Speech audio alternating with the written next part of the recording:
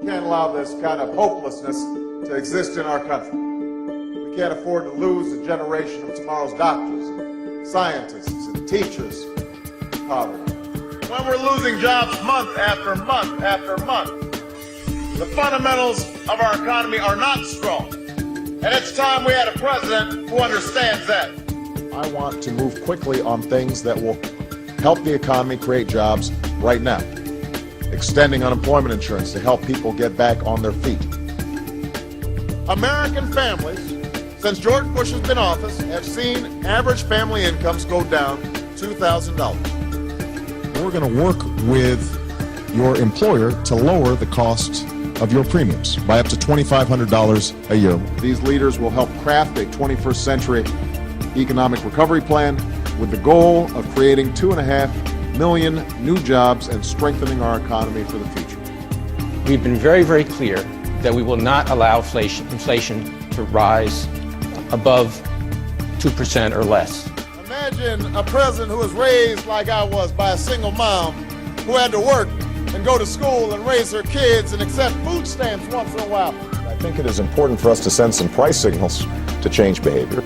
We are going to have to, I think, make some cultural shifts.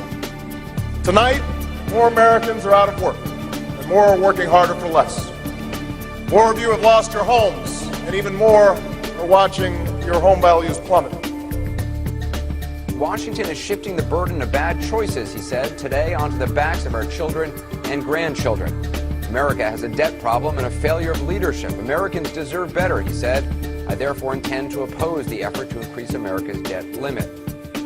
Driving up our national debt from $5 trillion for the first 42 presidents, number 43 added $4 trillion by his lonesome. It's irresponsible. It's unpatriotic. At some point, will you say, wait a minute, we've spent this amount of money, we're not seeing the results, we've got to change course dramatically? Look, I'm at the start of my administration. One nice thing about the situation I find myself in is that I will be held accountable. I've got 4 years. You're going to know quickly how people feel about what's happening. That's exactly right. And a year from now, I think people are going to see that we're starting to make some progress, but there's still going to be some pain out there. If I don't have this done in 3 years, then there's going to be a one-term proposition.